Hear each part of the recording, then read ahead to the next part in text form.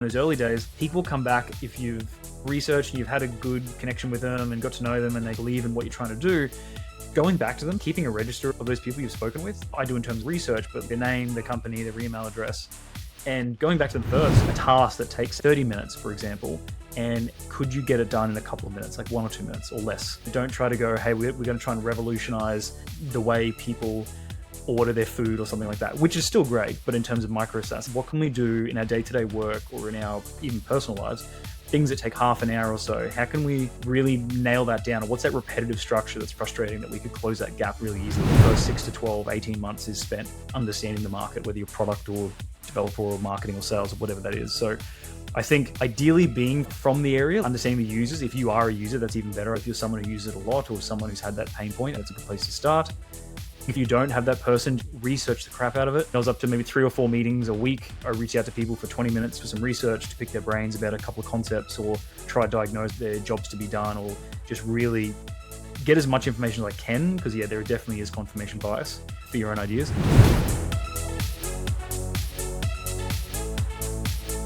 Today's episode, we're going to talk about micro-SaaS. More specifically, how to build, launch, and scale a successful micro-SaaS. My guest today is Alex Urquhart. Alex started his career in sales, moved later to go-to-market, head of marketing, and is now advising companies on their product marketing.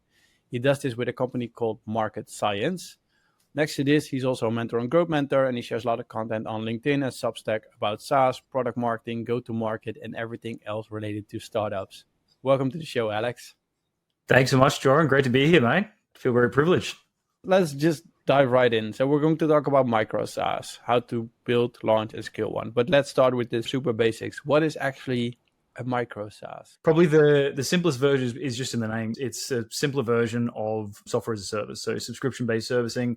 The way I like to frame it is we think about basic functionality. One user, one pain point, one solution, one persona. Instead of using a SaaS in terms of enterprise level, or it could be B2C or sort of marketplaces, when I think about micro SaaS, a lot of them are B2B versions of it, but basically very small scale SaaS, single point solutions. And typically a differentiator is run by one person. You hear about these people called indie hackers or freelancers that can build it on their own. So single team micro SaaS that can be run by one or even a part-time person. So one user, one persona, one solution, one person actually building it.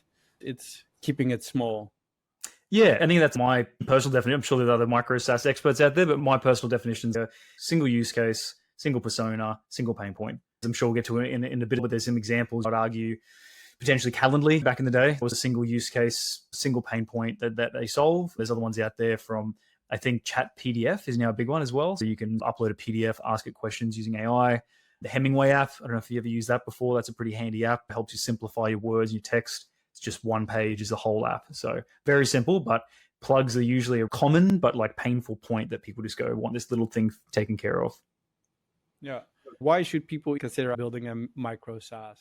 I think I will caveat again. There's some people I've met who are micro SaaS veterans. By no means is it the easy option. I said anyway, I think it's all startups and all founders have their own journey. But I think for micro SaaS, I love it personally and I advocate for it. And I think originally I did a post about this on LinkedIn and it got some attention off the back of it, is that it forces you to do best practice. So I said before, single use case, single problem, be very specific with the problem, test it, find a sort of, if you get built an all-in-one or those old coin phrases when it comes to products, if you can't really nail, okay, what are you doing this for? Who are you trying to help in what way? And it also forces you to start with a niche. We always talk about nailing a niche in startups. We always talk about finding a pain point, finding a specific user and a specific channel. I think the idea with micro SaaS is that you're forced to do it. So I think number one is definitely force you to do best practice. You can't really develop the crap out of something and hope it works. The other one is positioning and product messaging. I think one of the biggest issues in B2B SaaS today is people struggle to articulate what they do. There's a lot of really great experts coming out at the moment, but being able to say, if you're, say, that Calendly example or chat sort of PDF, it's pretty easy to frame what you do. You can explain the functionality of it. So I help do this. You upload a PDF. You can ask questions. Really simple. People get it. If you have the problem, it rings pretty true. I think for the perceived effort of customers, that's another one as well. Like now more and more, we've got, I think in the last couple of years, increasing by 20 or 30% every year of the number of SaaS applications we use as professionals is growing. So I think there's resistance to change. People are just flooded with it. They don't want to adopt a new product. They don't want to spend more budget. but something that's smaller, cheaper, easier, single use case that you can basically get value out of almost immediately. I think that's another bonus. Low objections to pricing as well is another pretty important one. You've got, if you were to sell, which I've done in the past, sold sort of enterprise level SaaS, you're talking about multiple stakeholders, multiple value props, timelines. You've got huge hoops to jump through for security and procurement. But if you look at a simple plug-in, ideally with a credit card payment, get started quickly, less objections, less friction, people more open to it. As an example, I always use Adify. I don't know if you've ever heard of Adify before. They're doing really well. So I use those guys and I pretty much purchased it on the spot. They basically do a plug-in for YouTube videos that they give you summaries of it or the transcript or just dot points. It saves me so much time when I want to watch an hour webinar. Instead, I'll just jump on that, click a button, and it'll give me the quick breakdown to see if that's sort of interest to me. That's $3.99 a month. Just buy it straight away. They've got 500,000 users, 2 million ARR right then and there for a pretty standard tool. Low running costs is the other one. There's less of a need to go out and get investment. You haven't got to build a really complicated dev team or a product team and go through it. A lot of these guys are really talented, but they can build a heap of these micro SaaSes just off the back of, I know a couple of them who do it part-time on top of their full-time job as well. Simpler running costs, lower prices, lower expectations as well. If you sell a $2,000 a month SaaS product, that comes with expectations for support, what you get out of it. If people don't get what they want, they put up a fight. But smaller ones, it's, I need to do this one problem I need you to fix. If you can fix it, great. I'm not going to go down the rabbit hole on it, but I'm also not going to expect a half-hour meeting with your support team. That's probably the 4 or 5 main ones. My favorite one being that simplified messaging, simplified go-to-market, and also the less need for investors. Not ragging on any investors out there, but I think too early on, sometimes that investment can sway the vision of the product as well, and you get more freedom. It's easy to bootstrap, and you can steer it in any way you want. Seeing some of these micro SaaSes start with this niche or simple process and then build out from that and create more and eventually turn into a decent size SaaS product if they wish to go down that path. In the early days, it's very simple, small barrier to entry, and it gets the customers in faster. Nice. I think that's a really good reasons why to start. And I guess the follow-up question I would have here, like simple doesn't always mean easier, right? Because a simplified go-to-market, sometimes it's even harder to really nail down your go-to-market if you want to make it super simplified. So I guess to turn into my next question, like what skills or knowledge do you think are needed to actually succeed in a micro SaaS? Things are going to be simple and simplified and smaller, but you have to do everything probably yourself as well. So what do you actually need to be successful? That's a good question. I'd say, I think similar to that whole, and I hate the phrase founder mode, but it's that grit and the ability to, I don't think with any product, we can build it and hope for the best. It's having the ability to go out there a lot, particularly in the early days, and learn a lot what the process is. Because I think the catch is as well, as much as a lower barrier is fantastic, it gets you to market a bit faster, get some users, validate your product. The bad part of having a low barrier, as we all know, is people can come in easy, but they can leave easy. So if we're not really justifying a niche spot, day-to-day workforce, it can lower that and people can leave quite quickly. So I think the skills to do micro SaaS, just old school tenaciousness. There's some really good ex-marketers or salespeople who are willing to just go out there, cold call or cold email, meet people and try and validate the product. I think having the ability to pivot quickly is another one as well. So I guess if you make it, for argument's sake, an emailing tool and you go out there and some people like it, some people don't, it's not hitting the mark, you've got the room to build on top of it. You can still iterate and grow a product and refine it. But with micro SaaS, the beauty of it being small, simple, and cheap is that if you pivot too much, you've pretty much got to start again in a way. And I know I'm doing one right now with a partner of mine, and he's got, I think we've done maybe 2 or 3 pivots so far, very basic MVPs, but we try to validate as much as we can. We ask as many people as we can. We keep it super lean. And then we go, yeah, this is not really feeling like, someone find it interesting, but people aren't necessarily wanting to pay for it. So maybe we've got to think about this problem again. So I think having a decent level of understanding of product-led growth, or that's a very broad statement, but in terms of understanding UI, UX, product marketing, and sort of the ability to market and sell and onboard and get people active on a product that doesn't need a lot of hand-holding. In saying that, like all startups in the first days, you've got to be quite manual, you've got to get people up and running, you've got to get your hands dirty. But over time, I take that Adify company for an example. If you're charging $4 a month and you look at a return period of 6 months, you're looking at $24, right? You've got to try to figure out a way to find them, get them on board, activate them, keep them retained. Some PLG best practices. How do you engage with the market? Are there certain things like growth loops? And for those who don't, the sort of growth loops being When people send you an invite and it says powered by Calendly for the freemium tier, you can use it. It helps build that traction or helps build more people to come to your platform. So I'd say being very good with UI, UX, being very good with product-led growth, and being able to pivot very quickly, being able to move to another idea in the early days at least. So don't be married to your idea, because if these simple, smaller solutions, the beauty of them is that they're simple and they're small. And if we overcomplicate it, build on top of it, you got to be willing to burn some stuff some days. Yeah. Yeah, and I think this is a good example of simple doesn't always mean easy in this case. You mentioned you need to be able to do a lot of things. Pivot quickly, validate your ID, being able to sell, be good with UI, UX, product-led growth. You will need to be able to do a lot of things to build a micro SaaS. We're going to break it down. We're going to talk about build, launch, and scale. Let's start with the first question. How can somebody, if they're convinced they want to build a micro SaaS, can you walk us through the process of identifying maybe a niche market or a specific pain point when they want to build like a micro SaaS? I'm always a big advocate of founders creating products from industries they're familiar with, or at least have a lot of exposure to. It's like the number one thing with new products is learning all the nuances. If you go to a new company or a new industry you're not familiar with, the first 6 to 12, 18 months is spent understanding the market, whether you're product or developer or marketing or sales or whatever that is. So I think ideally being from the area, understanding the users. If you are a user, that's even better. If you're someone who uses it a lot or someone who's had that pain point, that's a good place to start. If you don't have that person, research the crap out of it. I was up to maybe 3 or 4 meetings a week. I reach out to people for 20 minutes for some research to pick their brains about a couple of concepts or try to diagnose their jobs to be done, or just really get as much information as I can. Because there definitely is confirmation bias for your own ideas.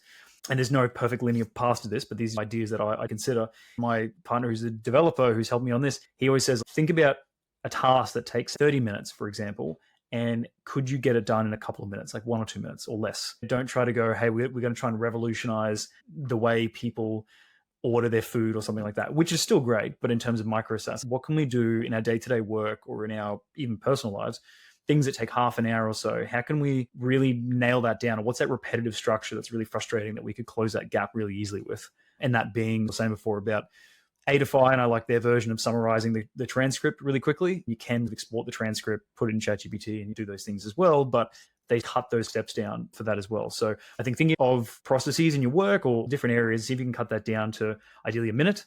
The other one I think is really good is that it's a blessing and a curse. The SaaS industry right now is, I hate to keep saying flooded, but it is just full of products. There is a product for everything. And now I feel these products are getting better. So there's just so much going on. And that some of the bigger players, the HubSpots and the Salesforces and the MailChimps, those guys so big, and they start growing laterally soon. I think I saw the other day Notion's getting into email now. I think MailChimp is now almost a full CRM. Like they get bigger and bigger. Whilst they're growing as this behemoths, the opportunity is, I think, that sometimes within their suite of tools, there's usually something they're not doing very well, or something that they could be even missing.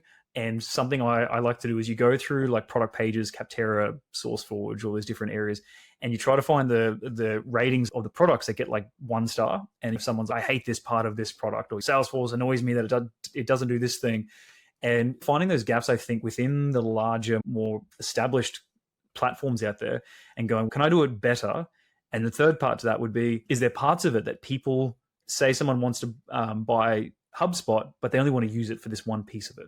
And it's maybe instead of a pipeline, maybe that's all they want in a system. They just want to automate the pipeline. Is there a system out there? I know Pipedrive and there's some other ones out there. Can you break that down into a similar use case of it? Like, who was it? Same HubSpot with their BCC email, the BCC email that tracks all the emails and lodges it to the profiles of the people. So if there's something small and that you just want to pull out and go, I'm just going to use that piece. I don't need to have the full suite of the CRM. I just want to take this one recording piece. And if someone's willing to pay for that, but like I was saying, that comes back down to, you can't get away from it. Best practices for going to market, who's the product for, what do they want to use it, are they willing to pay for it, and what pain is it going to solve? So I think those are a few areas that I look at and really try to think. I think one of the best ones is, what's something in your day-to-day work or your team's day-to-day work that takes 20, 30 minutes or an hour, that is repetitive, ideally on a monthly basis, that you could cut down for a couple of clicks of a button. Easier said than done, but I definitely see some amazing work out there. Yeah. Yeah, and I think if it's something you experience yourself, you're going to have a lot more passion with it rather than you're going to find something by either researching or checking the negative reviews, which is a really good one. Still, you won't be as passionate probably as you experience the problem yourself, and you're basically going to fix your own problem. 100%. I think just on the last point, if you're familiar with the problem, the old saying of if there's no product for this, then why? Sometimes there's a good reason. Like sometimes people have tried and failed pretty hard on it. So if you're in the industry, you go, I realize now why no one's done this, or I don't know why no one's done this. So yeah, I completely agree. Yeah, and that's where the research comes into place. Check if somebody actually tried to do it already before you. Yes. Let's say things work out or things look good, research looks good. We're going to build an MVP. What kind of steps do you recommend for building the MVP, so the minimum viable product, and how would you test it viability? So we already talked about making sure it has a pain point, right? But how do we make sure that you can go further with it? Yeah, I think there's a lot of crossover to standard sort of MVP, building the base use cases of it. The one I do now is I do a really standard product marketing, go-to-market pitch deck, just a pain the use case and a couple of concept images of what I see it working and how it working. And the beauty of sort of micro-SaaS, that's really simple. It doesn't have to be 15 pages and different dashboards. Hopefully just a really small version of it. I think testing that, and I'll call these meetings and I'll ask people, go through their jobs to be done and what are they doing here, what are their pain points, what do they love, what do they need, and I'll show them the product at the end and be like, this is what I'm thinking. And that version of it has saved me a lot of time and money of people getting to there and going, this is cool. And I think I had 6 meetings, and by the 6th one that just said, this is cool, love the idea, I get it, I'd probably use it, but I wouldn't pay for it. And I'm like, okay, good to know. There's back to the drawing board on that, and thank God we didn't put any code into this. I think that one there of going to those areas, I think the simple pitch deck, it's not perfect, but at least if I'm talking to people who have a full-time job and they're exploring as you said, a micro SaaS or playing with the idea, I'm the biggest advocate of crawl, walk, then run. Don't build anything quickly. Don't try to scale it too quickly. Get the foundation blocks done first. And I think spending the time, like I know one of the ideas we did, it was a very basic sort of website, and it was really bare minimum data we put in the back. And I could probably share it, but it was the idea of people commenting a lot. I know people on LinkedIn a lot. They're forced to interact with posts. The sort of algorithm forces you to interact before it rewards you. There's a lot of flooding of AI comments, and I'm sure you've seen them out there. There's the same generic comment that's set under each thing. And I was like, surely there's a faster way to do it. Not all AI, because that's not working. But what if instead, if you've written, say, 100 blog posts or yourself on this podcast, and what if it could read your existing content? And I'm sure there's nuggets of gold in there that you could pull out and give yourself a quote of, hey, here is an idea to add to this post, or here's something I can add. We drummed up a very basic version of it. We tested a couple times, some good, some bad. But when I say MVP, this thing was very basic. It was just enough for me because I was probably one of the users. I could test it and have a bit of a play with it. So I would say there's probably no different advice from normal SaaS. Don't rush into it. Don't build too quickly. Validate the crap out of it and wait until you hear the same response over and over again. Refine my pitch. Eventually, if I keep hearing the same feedback, ideally good feedback, I go, okay, there's something here. I spoke about you before we started this podcast about another idea I have, and you shared a very similar sentiment that probably the last couple of people I've spoken to as well. I find that very interesting. There's something with a clear pattern there. Want to learn how Expandi made over 100K in a year by having other people recommending them? By simply listing their affiliate program in the Reddit marketplace, they received new affiliate requests, which turned into traffic, which turned into recurring revenue. Want to learn more? Go to getreadythis.com. I like the idea you bring building a pitch deck before even writing a line of code, validate your ID, and if people are not willing to pay for it, then at least you don't have to spend a lot of money and effort and time into building something. But let's say ID is validated. So we're going to go to the launch phase. So we now build a super early MVP of the micro SaaS. How do we generate first leads, attract first time users for a product which is super simplistic, right? Yeah, for sure. I think in the early, like I was going, this might go against my sentiments before, but I think, yeah, definitely knowing the PLG side of things. If you're an SEO expert or know someone there, or you've got a certain area you think you can slot yourself into that. But I think bare bones right at the beginning. I've never worked anywhere where you can get away from it, but good old fashioned outbound within reason. But don't spam your market. But being able to reach out to people, crawl, walk, run. If you've ideally done the previous steps, you should know your positioning, you should know your messaging of what you need to say, the pain point you're going to validate. I think something that is really handy is those research stages. It's funny, right? When I say to someone, hey, can I show you my product? Nah, maybe not. But if I say, I've got this idea that I'm building an MVP for, I'd love to get your feedback, or I'd love to see what you think. Then all of a sudden, there's substantially more acceptance rates, and people go, yeah, I'd love to check it out. And it's ironic because it's somewhat of a bit of a sales pitch anyway. You're just explaining your idea, and if it rings true to them, they'll come back to it. So I'd say a lot of the times I've done that in those early days, people come back if you've researched and you've had a good connection with them and got to know them and they believe in what you're trying to do. going back to them, keeping a register of those people you've spoken with. I do in terms of research, but their name, their company, their email address, and going back to them first. And I know there's companies called like Score App. I don't know if you guys have heard of Score App before. They do some pretty cool stuff in terms of waiting pages. So they'll do ones like sign up for your expression of interest. And it'll say, here's this idea we're building. It's coming soon. It'll ask you some questions. It'll say, what's your main use case for this? What's your pain point for this? How much would you pay for this? And it's a qualifier. But if you can get enough people to go through that, sort of fill that out and go, hey, I've got a little database now as I release this. And if you're feeling up for it, you can do the whole build in public, send them updates of what you're doing. But I think that research section of finding those first customers is a pretty solid area because they've probably built rapport with them. They probably know what you're on about, and they're probably more willing to try it first. So I think launching that first, finding your first couple, the first one is saying do some outbound, being comfortable with outbound. I know some people aren't, but I think having the ability that if you have built something that you love and you do know who you're targeting, it's so much easier than just mass spamming your market. So I think going after in those ones, but I think long-term, ideally, I'm a big fan of building your own personal brand. And I know for some people, it's like pulling teeth. It's a lot of effort and it's not an immediate payoff. But I've worked with many founders who take the time to join communities or join Discord groups or LinkedIn groups or even just local communities, or I'm trying to think of any other ones, or even just like local meetups, like people in person or conferences. And I think getting into that industry, depending on what you're doing and being renowned more and more, that helps people build a following for you. So if you start talking about it or build in public, you get some people coming through. There's something called the lean marketing funnel is what I call it. And pretty much that's, for example, if I was to build a content creation tool as a Micro-SaaS tool, and I did a webinar about the best practices, or I shared my research, or I found, hey, here is what the top 50 content creators deal with, their 3 biggest problems, or something like that. And I did say a webinar going to different community groups. So if there's like as I said, a Discord group or a LinkedIn group or just a local community or a Slack group of people that gather and they talk about content marketing, then offering and saying, hey, I can give a free webinar about this. You share your insights. I try to keep it 98% not selling, 2% promotion at the end of it, but just going there and saying, hey, this is what I'm doing. Speak about your journey. I've interviewed 50 people. I found that everyone has the same niche problem. What I'm seeing is that I feel the industry is going in this direction. Here are some quotes I've received.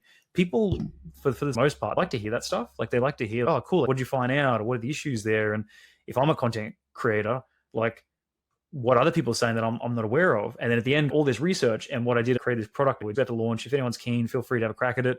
Or if it's an association, if you're a member here, you get 5% off or whatever that is. But basically tapping into communities that already exist and leading with value first. I think that is probably the most valuable thing. And it's probably the least costly version of it, less invasive, and it definitely adds to your brand too. So if you cement yourself as this person, expert in this area, it's really valuable long-term. And they'll probably start following you on your Substack or on your LinkedIn as well. So I'll probably say those 3. Number 1, don't get away from your outbound. Number 2, be more involved with communities. Or 3, just try to share knowledge in a way to promote what you do. Yeah, and these 2, the last 2 I really like, as in lead with value and join webinars, join podcasts, share your knowledge. And then at one point, people are going to find out like, hey, what does Alex actually do? Or what does Joran actually do? And they're going to check out your product or join your newsletter. And then at one point, it starts compounding over time. So you just build up this audience the same way you mentioned with the waiting list.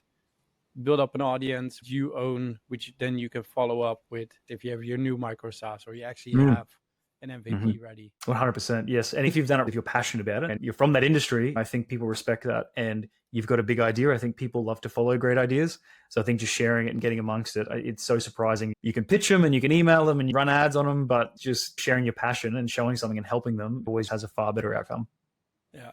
And I think these are really nice ways of marketing, right? So this is probably the launching phase itself. It sounds easy because we just discussed it a couple of minutes, but this does take quite a bit of time. If we go one step further, you gave examples at the beginning of the podcast where companies went from Micro-SaaS to more normal SaaS. If we look at Micro-SaaS, how is the scaling part different than scaling a normal SaaS? Yeah, I'd say probably the point before about being very cognizant of your margins and your sort of PLG side of things. So eventually, when it comes to scaling it, you've got to have your sort of processes done. You've got to be able to both technically and within the market as well, having the ability to take on more customers, sticking to that. But I guess, again, back to that barrier of entry point, the blessing and the curse is easy in and easy out. So if you do see success, if you've used very low tech tools and you've built it over 3 hours or something like that, not saying that's much harder to do, you can get fast followers as well. So I think that's a massive risk that's really worth thinking about. I think the idea of micro SaaS, the long-term vision of, say, if you take HubSpot, find a piece they're not doing, you go do it really well, and then go back to them. I think that's a really cool exit plan as well. Like, you know where it fits in, and you could probably resell it back to them. It is a good proposition back to the people that could slot it into their stack. So I think for scaling, being very cognizant that you will have fast followers. And if it is very easy to spin up and low barrier to entry, then you will get people coming after you pretty quick. But I think, paying attention on the positive side, paying attention to your sort of PLG, having enough analytics to really look at your customer journey. I'd say if a lot of it is, SEO or referral, or if you're looking at affiliate marketing, for example, you've got a lot of people coming in for low sales touch experience, because that's ideally micro SaaS. You can't really sustain a large sales team for most parts. Having the ability to track those sort of metrics across there, where are they coming from? Where are the bottlenecks getting stuck at? What point are they getting activated? Like basic SaaS best practice, because a lot of micro SaaS by nature will probably be a lot of PLG. Nailing that quickly, keeping really in tune with your UI UX. So not, if you get to a certain point, you've got to start interjecting with support services or sales services down the wrong line. But I think looking into growth loops, and again, that's another saying, sounds good, different in practice, but I think exploring those different areas, and I'll use that example again from Calendly, where you share the link and it prompts the person receiving the link if they'd like to join as well. Looking at those ones there, as far as scaling it, is going to be your most cost-effective version of it. I know there's things, Miro as well. I think if you're brainstorming on a board and you invite someone in, it prompts them to sign up for their own. There's a bunch of different areas. So I think I'm always a big fan of low cost. If you can prove something low cost, it's got the right fit. If you can prove something organically, it works. And then if you can build it out from there. But I'd say scaling as cheap as possible, your PLG best practice, your growth loops. If maybe as a costing, you'd probably look at more MLG, so marketing-led growth, looking at ads. And hopefully by this point, you've already done your research first, you've launched it with your first customers, you should know very clearly type of buyers, why they buy and what they use it for. At that point, I think so much marketing doesn't work because people don't do those first stages. I'm hoping that micro SaaS forces people to at least nail that really well. So have the ability to have, hey, I know the 3 types of people that buy it. I know exactly what they look like. I know what they want it for and how they want it. Running ads with that as their product marketing messaging behind that should have a higher effect. So social ads or promotions or any of those areas. Let's say the growth loops, obviously looking through your SEO, PLGs, and there's other ones I've seen do quite well as supplementary to services. It's probably been the other way around. There've been a services business that adds in the micro SaaS, and that way they're not really weighed down and forcing this thing to be hugely successful with thousands of users. It can grow on the side as well. Depending on the type of business you want to use it for, if you're a consultant and you're just using this as a supplementary bit of income, great. But if you've got to scale it to 10 grand a month, 200 grand a month, or whatever that is, you've got to really think about the low cost versions of bringing those customers in. Yeah. And this is going to tie really well into my next question, as in people start this because they want to have a lifestyle business, or at least they want to replace their income with a micro SaaS, right? You're doing it somewhat yourself as well. You have an agency, but you're also thinking about building your own micro SaaS because you probably want to have something on the side, which is also going to drive revenue for you, which is not always reliant on your time. Mm-hmm. You gave a lot of advice already, so keep your margin in order, make sure you have your costs in order, make sure you have the growth loop working, the product that growth motion in place. Like, are there any other strategies or maybe advice you would have for people who want to go from a side project or an MVP to an actual sustainable income resource for them? I'd say similar to that one before around the testing. I know there's another really handy one, and another very successful micro SaaS developer who said originally, like when you're testing that sort of, do you want things paid for? Try to do something manageable on the side. Research is pretty flexible in your own time. If you look at terms of doing POCs, I know if this somewhat goes against my whole PLG stance, but in those early stages, finding someone who believes in what you're doing, who gets it, who has the pain point. And I've seen ones go, hey, we're not sure about this. We think this is the right area. Doing a 3-month proof of concept. I've seen a lot of people do this and work really well, saying, hey, we're just going to start small. We'll catch up once a week to test what you're doing. If you hate it, if you love it, we'll check out what you're doing.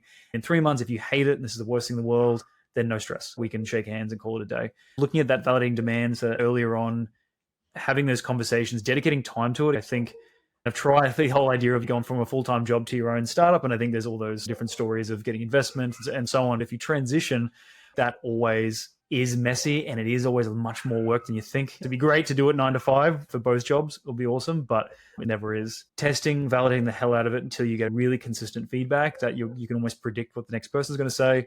Doing those POCs, and a couple of them, one's really good, but then trying a couple of people and doing 3-month versions of it. If you love it, keep going with it. But the reason I like the POCs is that if it's not what you think, say one person loves it, but 6 others hate it, and it's, oh, I'm not sure if I'm going to keep doing this or not. This is not very good. You've at least got that out at the 3-month mark or 6-month or whatever that time limit is. So I think doing that transition, researching the crap out of it, validating with as simple MVP as possible, because I think we pay so much attention to the supply side of the market instead of the demand, taking that time to really assess the demand, like I was saying, expression of interest pages or waitlist pages, right? If you can get people to enough traffic to it to at least validate and go like, why would you use this? What would you use it for? Give me a list of people. If I can have 100 people on a wait list for a product idea, it fills me with more confidence that I'm like, hey, I'm happy to go back to part-time or take a couple months off, launch this thing and see if I can get it going. So I think being really clear on the demand is so important. Yeah. And I think that's really good in my next question. What are the common mistakes? So I think one common mistake is not looking at the demand side. Are there any other common mistakes you see when people try to build a micro SaaS? I think being too tied to the product, this probably goes for sort of any industry. I always think there's 2 types of startups, right? There's product obsessed and customer obsessed people. And I find when you get product obsessed and you've got an idea, and I've been guilty of it, you go down the rabbit hole and you don't want to let go of this micro SaaS. You're like, it's simple, it's easy, it's to the point, it'll just be great. I don't want to overcomplicate, I can build it. Like just not being afraid to go, hey, this is not going to work. I'm actually going to focus on the pain point more and keep pivoting around that. And the other thing is, I know when people work full time and they do this as a side project, totally understandable. I do it as well. We seem to rush to automate very quickly, or rush to scale things very quickly. And again, this goes tenfold to normal SaaS as well.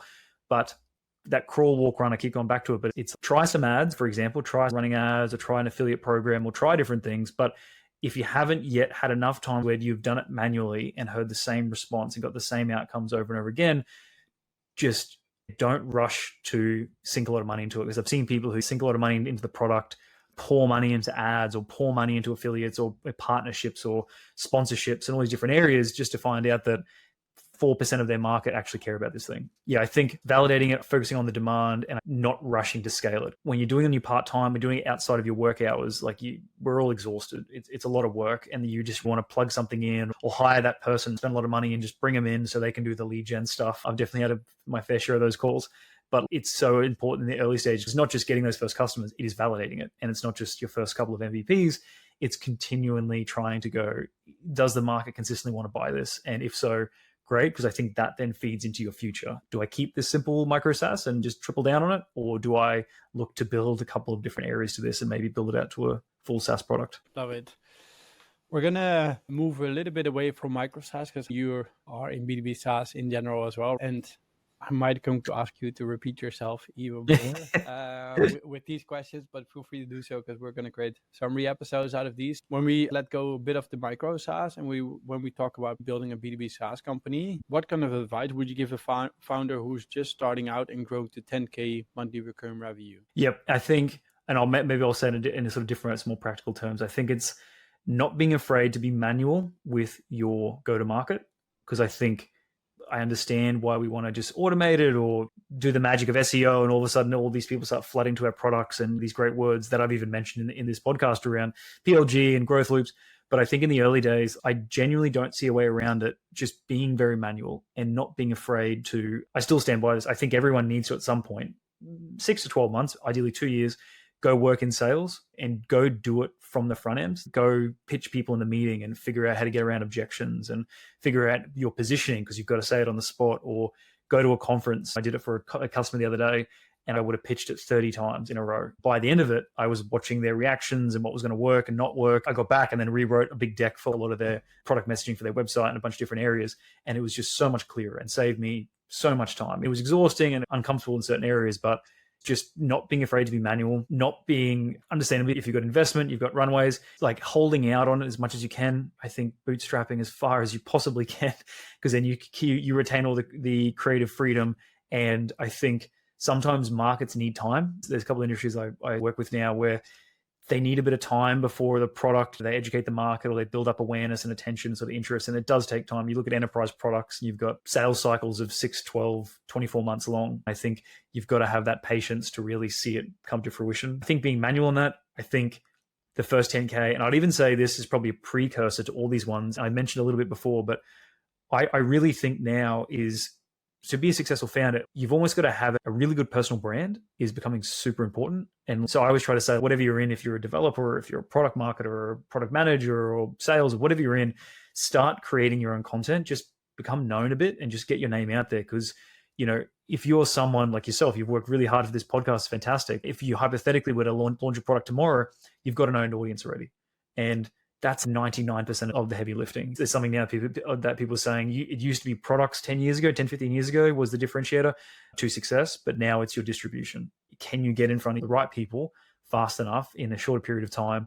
And if you've got that personal brand, you're going to come at it with so much more trust. You've got a bunch of people that like you, admire you, and trust what you say, then endorsing a product takes out 10 steps. I think looking at personal brand, not being afraid to do things manually, getting incredibly involved in the communities. If you are a marketer making marketing products, great. You've probably already got a network.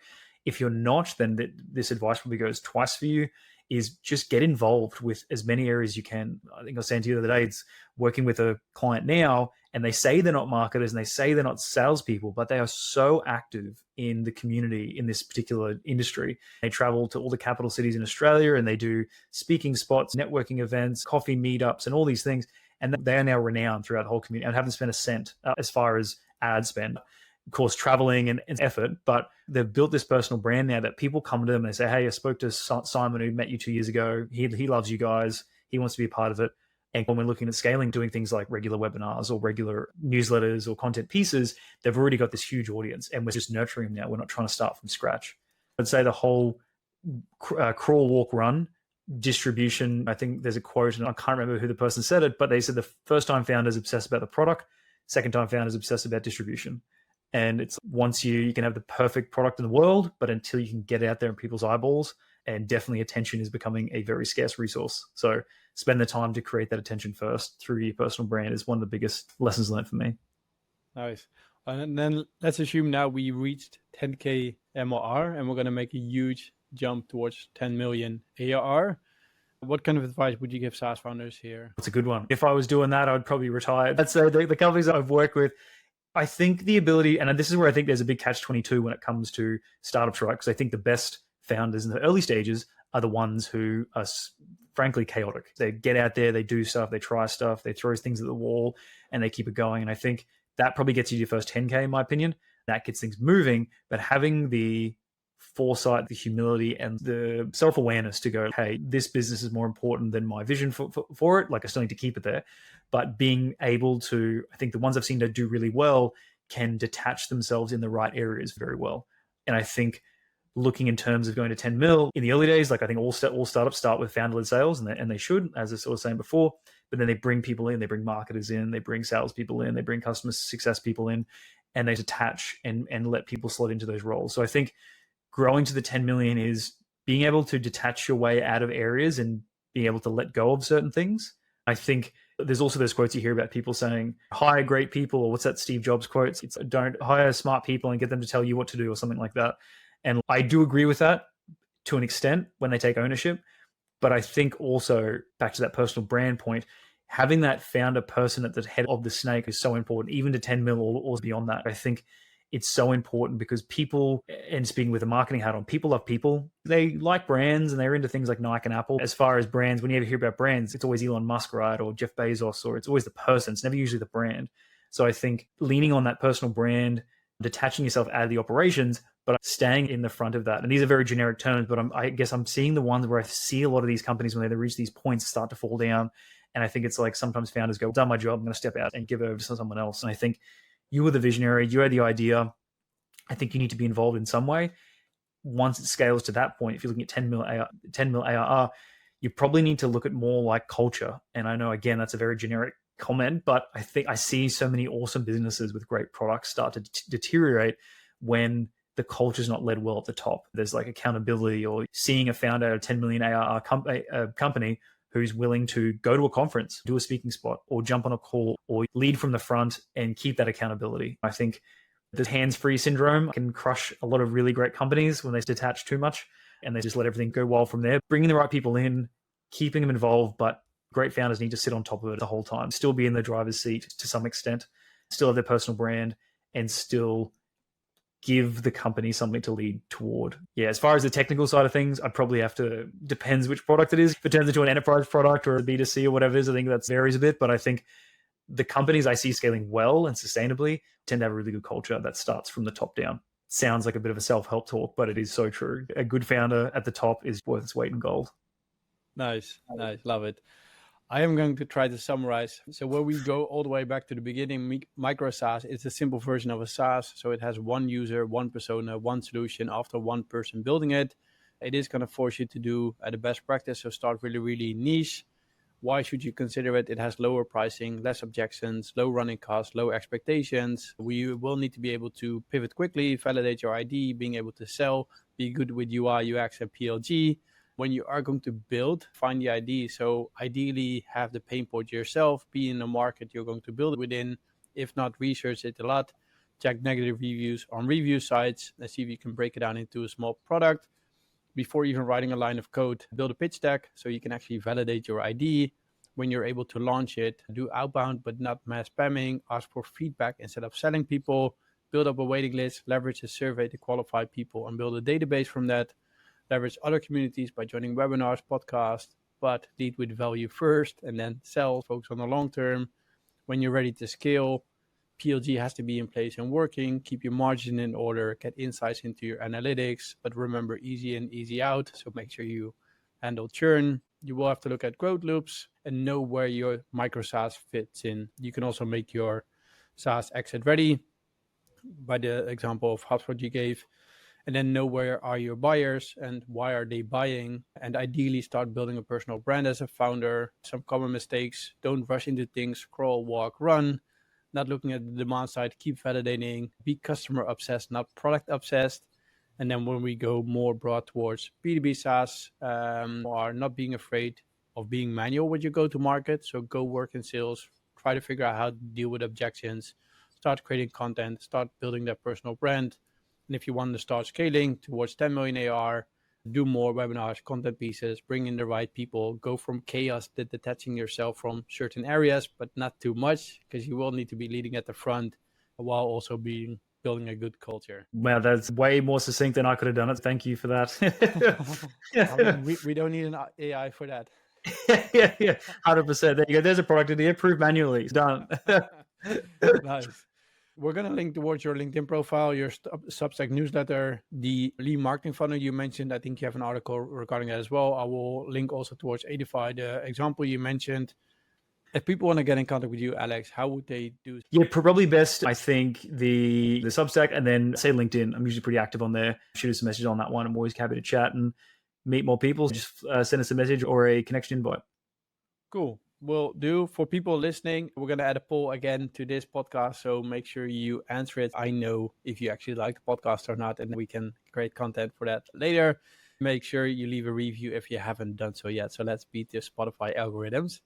Thanks again for coming on, Alex. Awesome. Thanks for having me, mate. And thanks again, and keen to keep listening on. Thank you for watching this show of the Grow Your B2B SaaS podcast. You made it till the end, so I think we can assume you like this content.